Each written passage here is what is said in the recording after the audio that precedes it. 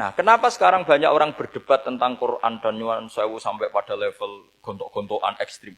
Karena mereka nggak mau belajar ulumul Quran. Kegiatannya debat, tukaran. Yang bingung kita, yang waras ngalah lah kira-kira gitu. Ini nggak pernah ngaji Quran, gegernya. Ya kacau. Ada ulumul Quran, jadi yang namanya kitab Al-Itqan. Dan itu dibukukan oleh ulama. Dan gampang sekali.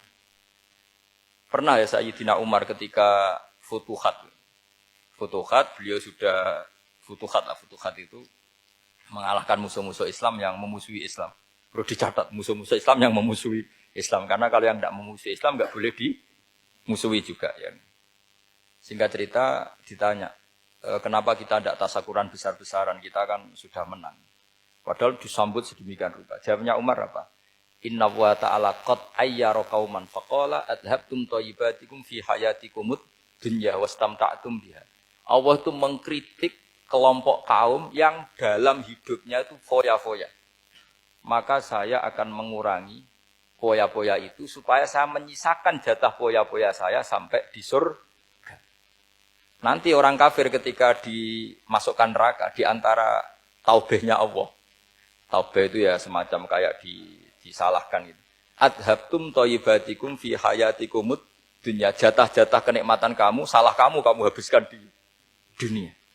Sehingga kita harus pernah pas enak-enaknya tidur, tahajud, wiling-wilingan, ngurangi jatah. Sayyidah Aisyah itu cantik sekali, tapi sudah turu mujur di depan Nabi, Nabi tetap sholat. Kalau sampai istrinya tidak cantik saja, nggak pernah tahajud. Itu masalah besar, itu Aisyah itu kenangannya Aisyah.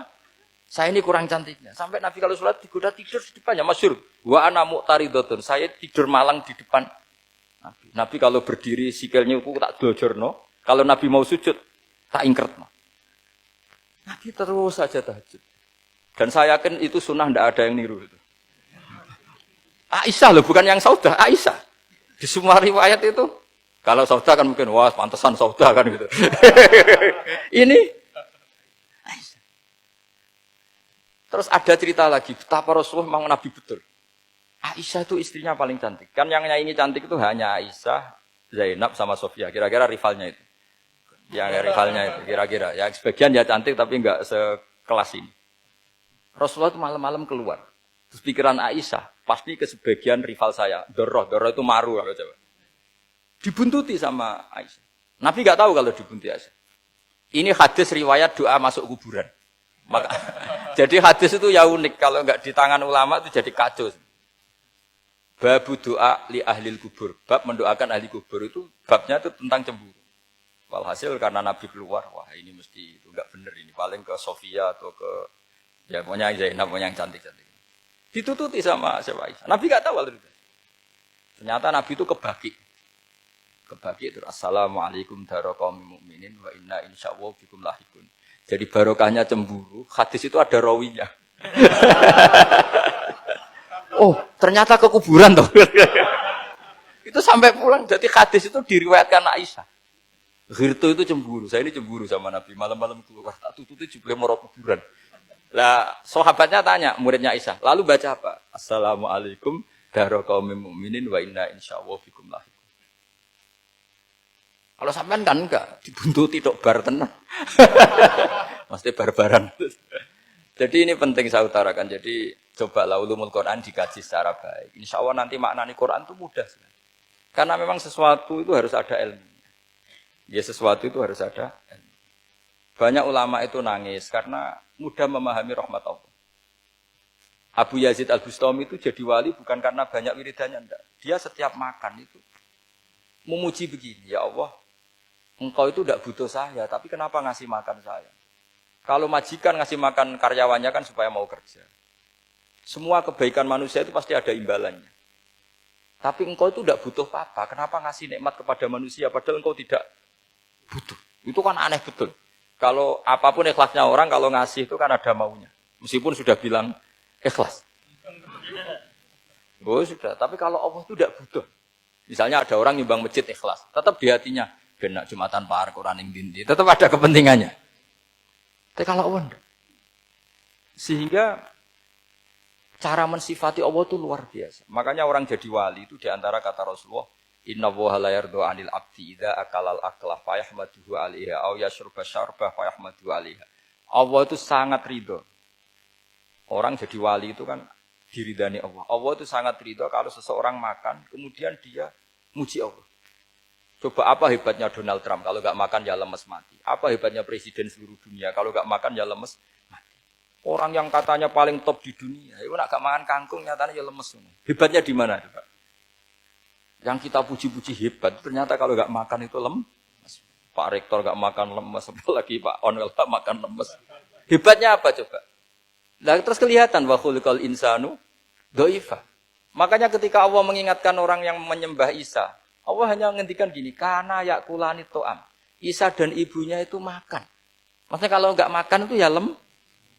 Kamu kebayang nggak punya Tuhan terus, Pak Tuhan jangan lemes, monggo dariin. Kayak apa malunya kita punya Tuhan kalau nggak makan apa? Lemes. Terus nanti cerita, alhamdulillah tadi Tuhan mampir sini. Tadi lemes lah tak kasih makan, bergas lagi. Makanya uang kritiknya mau sederhana. Karena ya gula to'am. Kok kamu Tuhan kan gimana? Ini kalau nggak makan itu. Tapi kita sering keliru mengatakan Presiden Amerika itu super power hebat. Hebatnya di mana seorang manusia? Kalau nggak makan ya. Ini makanya Allah ngendikan wa khuliqal insanu dhaif. Sehingga banyak para wali itu dekat Allah ketika makan. Bukan apa-apa, karena tadi makannya itu tidak kayak sampai anak makan, banyak lahap, segala-galanya, udah gitu. Itu tidak setiap makan, ya Allah betapa lemahnya saya. Yang katanya rektor, yang katanya profesor, katanya orang alim, kiai, katanya pengurus NU, pengurus Muhammadiyah, ternyata kalau tidak makan, lemes. Kerennya di mana lemes.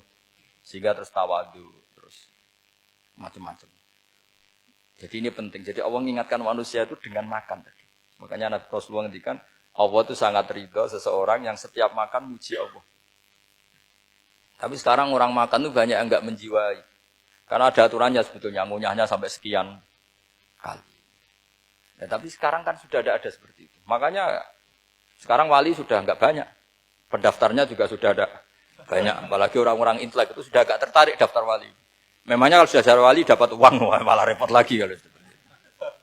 Tapi ini saya cerita orisinilnya ilmu Quran. Ketika Allah mengkritik Isa itu hanya, ketika dituhankan maksudnya, itu hanya dengan kalimat kana yakulan itu Isa dan ibunya sama-sama makan. Dan ketika Allah memuja Rasulullah SAW dan para nabi, itu pujaannya itu aneh. Wa ma arsalna qablaka minal mursalin illa innahum la yakuluna ta'ama wa yamshuna fil aswaq. Saya tidak pernah menugaskan para rasul kecuali mereka itu ya makan dan jalan-jalan di pasar.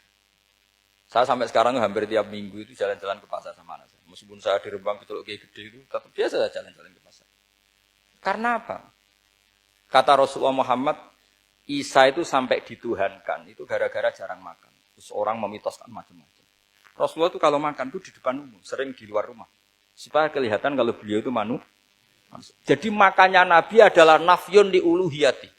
Perlu dicatat Nabi Muhammad jadi Nabi setelah dengan tanda kutip tragedi Isa dituhankan. Karena Rasulullah jadi Nabi setelah tragedi Isa dituhankan, maka sisi manusianya itu diperlihatkan. Sampai kalau makan tuh di depan umum. Tapi enggak marung di KFC, enggak ada riwayatnya itu. Di depan umum. Nah, karena kepentingannya itu sehingga makannya Nabi ini ibadah yang luar biasa karena menunjukkan sisi kemanusiaan yang akan aman, tidak akan dituhankan. Paham ya? Sama. Seperti kita misalnya kiai atau pejabat. Makan saja enggak apa-apa. Tunjukkan kalau kita manusia. Kalau enggak makan lemes. Dan kalau itu terus dalam hati kita, insya Allah kita orang yang mengimani wa khuliqal insanu dhaifa. Betapa manusia itu lemah. Nah, tapi kita sekarang enggak. Kalau kita jadi rektor enggak bisa mengendalikan satu kampus, jadi kiai bisa mengendalikan umat. Pikirannya itu kayak Fir'aun. Dan di antara kesalahan Fir'aun adalah faqala ana rabbukumul a'la, bahwa saya bisa mengendalikan kalian semua. Maka dalam ilmu tasawuf yang pertama harus dihilangkan adalah sifat anania. Bahwa karena saya. Tapi kalau orang mau jadi wali atau orang dekat Allah, kenapa saya sering menyebut kata wali? Sebenarnya khazanah wali itu ada di Quran. Ala inna awliya Allahi la khaufun alaihim wa lahum yahzan. Cuma orang kota senangnya bakas intelektual. Wong desa senangnya bakas wali. Akhirnya banyak orang yang enggak wali modus pura-pura wali terus nipu orang. Jadi sama-sama ada korban. Yang intelektual juga sama. Seakan-akan lebih intelek dibanding wali ini, makanya saya supaya bahasa intelektual ya ada di Quran, maksudnya terjemahannya ada, bahasa wali juga apa? Ada. Dan kadang orang jadi wali itu melakukan hal-hal yang kecil, yaitu merasa doif saat apa? Makan. Apa? Merasa doif saat makan. Karena tadi paling mudah menafikan ketuhanan seseorang adalah nyatanya kalau nggak makan lemes. Paling mudah mendoifkan manusia yang katanya presiden superpower pun kalau nggak makan. Apa artinya kehebatan manusia yang sehatnya bergantung nasi satu mangkok? Kerennya di mana coba? Presiden kondang bisa pengaruh seluruh dunia. Jajalnya gak mangan sedino. Lemes. Berarti hadar rojul lelaki ini bergantung satu mangkok nasi. Hebatnya di mana coba? Makanya ada seorang raja angkuh datang ke seorang ulama. Saya raja bisa mengendalikan dunia. Kata ulama, tanya gini, andaikan kamu tidak bisa minum, kemudian harus bisa minum kalau orang menukarkan kerajaan kamu. Kamu boleh minum, asal kamu tidak jadi raja. Apa kamu kasihkan kerajaan kamu ketika kamu harus minum dengan cara seperti itu? Misalnya di tengah belantara, kalau di Arab kan sering ada apa? Sahara itu ada padang pasir. Terus kata raja itu, ya saya milih minum. Kalau saya tidak minum mati, mendingan tidak punya kerajaan. La tafrah bimulkin la yusawi apa kak samain. Kamu jangan bangga dengan kerajaan yang nilainya tidak ada dengan segelas. Baru dia sadar ternyata. Jadi kamu jangan bangga dengan satu kerajaan yang bahkan akan kamu tukarkan dengan segelas. Artinya pertanyaannya gini, kerajaan yang kamu bisa mimpin ini ditumpang air apa ditopang keangkuhan Anda? Sebenarnya hanya ditopang air. Karena sekali Anda tidak minum, tidak bisa jadi raja. Terus lemes, diobatno. Sama presiden juga gitu. Kalau nggak makan, nggak minum, terus sakit, stroke, nggak bisa jadi presiden. Artinya ternyata betapa manusia ini bergantung dengan sesuatu yang remeh, yaitu makan, minum, makan, minum. Nah di sini ini, kenapa Quran menyebut para nabi itu apa? Illa innahum la ya'kuluna ta'ama wa yamshuna fil aswaq. Kalau kamu tidak memahami seperti ini kan terus kayak Quran kok ngomong hanya gini kok. Kayaknya kelasnya kok nggak intelek gitu. Cara pandang nggak seperti itu. Paham ya? Jadi supaya lebih apa? Memahami Quran dan kamu akan lebih tasdik kepada Quran sebagai kalam Allah yang pegangan kita apa? Semua. Saya kira demikian. Assalamualaikum warahmatullahi wabarakatuh.